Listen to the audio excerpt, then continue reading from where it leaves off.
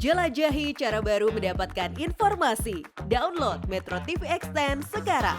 Ngomong-ngomong supaya fair nih, saya kan sini jelas nih ya. Dengan jantan sekali saya bilang di sini saya ini adalah Dewan Pembina PSI ya.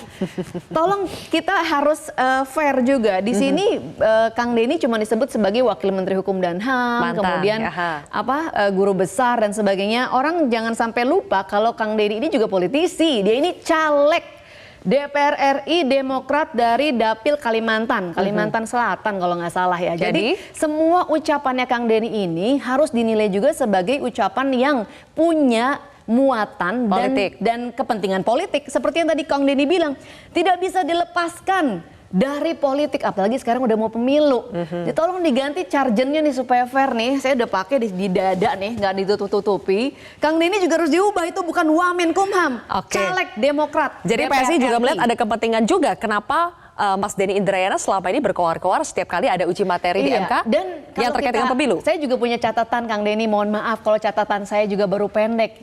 Tapi catatan saya Kang Denny berkali-kali mengambil sikap oposisi terhadap Pak Jokowi mulai dari dan berbagai peristiwa itu selalu memposisikan diri sebagai victim. Karena Kang Denny di sini adalah caleg Demokrat, maka saya memandang Kang Denny berbicara untuk kepentingan Partai Demokrat. Mulai dari bicara Anies ini mau jadi tersangkanya KPK, which is sampai sekarang belum gitu ya. Dan Kang Denny enak banget bisa ngomongnya, oh syukurlah kalau nggak kejadian gitu kan. Tapi kalau kejadian dia mau bilang, tuh kan informasi saya A1 gitu. Oke, baik. Terus ada lagi soal konflik internal di tubuh Demokrat yang ditarik-tarik. Ini kerjaan Pak Jokowi juga melalui Muldoko, karena Muldoko adalah ketua KSP. Kang Denny selalu bilang, marilah pakai logika. Logika saya juga Kang Denny dan logika masyarakat luas. Kalau Pak Jokowi mau cawe-cawe, mau ngobrak-ngabrik Partai Demokrat, iya masa iya pakai orang official yang ada di sebelahnya, pakai agen-agen underground dong. Oke, gitu ya. baik. Ini banyak sekarang. ini. Jadi semuanya kalau diperhatikan punya benang merah yang sama, yaitu ingin mendiskreditkan sistem demokrasi kita, ingin membuat orang ragu pada kualitas pemilu kita, dan lagi-lagi menempatkan Demokrat di sini sebagai Demokrat dan koalisinya ya, atau calon presiden yang di backupnya. Kita langsung minta tanggapan dari Denny Indrayana ya, karena waktu kita singkat. Udah diubah belum chargernya nih? Mas Denny, jadi dari PSI juga mempertanyakan motif politik dari Mas Denny. Ya boleh saja, silakanlah. Kita kan sedang pakar hukum bicara tata negara, caleg itu, caleg Demokrat. Dijawab dulu Mas Denny. Boleh jawab, Grace? Jadi saya dengarkan loh. Ayo. Boleh lah Kang, terlalu semangat saya, mohon maaf Kang. Jangan dipotong ya, waktu saya pendek nih. Jadi saya tidak pernah menutupi apakah saya caleg Demokrat atau tidak. Jadi saya sudah pernah berkirim surat secara terbuka kepada publik. Saya publikasikan di sosial media, saya bikin rilisnya. Kalau hari ini saya ditulis Wamenkumham ya bukan saya yang minta. Saya tidak pernah meminta apa titel saya. Kalau saya ditanya saya bilang terserah mau disebut apa. Biasanya saya jawab begitu. Apakah langkah-langkah saya dibaca secara politik? Boleh, secara akademik boleh, bebas saja. Yang pasti biarkan masyarakat menilai, ya kan, Mbak Grace? Jadi kalau dikatakan tadi ada langkah-langkah PSI yang tidak sejalan dengan pemerintah, ya minyak goreng dan lain-lain, oke lah. Saya kasih nilai di situ.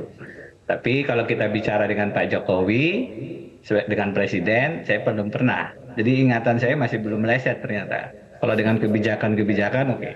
Dengan Pak Jokowinya, kalau tadi dikatakan 3 periode itu adalah sesuai konstitusi dan lain-lain, ya itu cara kita untuk melihat secara normatif. Tapi poinnya kan, ternyata kalau dirubah, ini kan gaya Pak Jokowi juga, kita tunduk pada konstitusi. Saya bilang itu belum jelas loh, beliau menolak atau tidak 3 periode. Karena kalau konstitusinya dirubah, maka ya bisa jadi presiden lagi. Nah, itu yang saya anggap tidak konsisten. Pada satu sisi, yang inkonsistensi ini yang saya soal, Mbak Grace.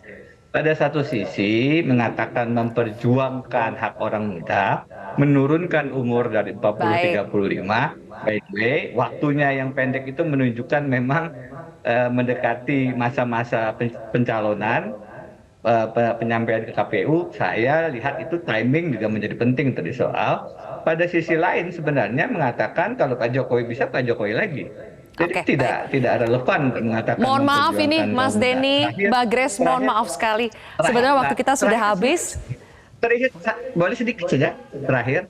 Yang namanya orang muda itu bukan pada hanya umur 40-35, karena itu open legal policy tergantung DPR bukan MK. Yang lebih penting adalah sikap kritis terhadap istana, terhadap kuasa. Dan itu yang tidak ditunjukkan oleh PSI pada saat Oke, melihat baik. Sudah kami tangkap. KPK dilumpuhkan oleh Presiden, Ya. TWK teman-teman KPK dipecat, juga nggak ada sikap-sikap Oke, itu. baik. Saya Terima kasih Mas Denny. Mohon maaf ya, waktunya sudah habis, tapi sudah kami tangkap poinnya. Oke, terima kasih Mas Denny Indrayana. Mbak Grace, Oke, makasih soal open legal policy deh, karena tadi terus-menerus dibahas. Open legal policy ini boleh dikesampingkan bila bertentangan dengan rasionalitas dan menimbulkan ketidakadilan. Ketidakadilannya jelas, ada 20 juta lebih anak muda. Dan saya ingin terakhir, ingin mengundang Kang Denny Indrayana untuk kita debat terbuka, Mas, di sini face to face. Baik. Kita bahkan bersedia mengirimkan tiket PP Jakarta-Melbourne berikut akomodasinya, Kang. Oke, baik itu ya. Tantangannya silakan nanti Mas Denny dalam kesempatan yang lain boleh disambut atau tidak. Terima kasih, tapi pastinya Mas Denny dan juga Mbak Grace sudah hadir bersama kami di Prata News hari ini. Cara mudah mendapatkan informasi dengan satu sentuhan jari. Download Metro TV Extend.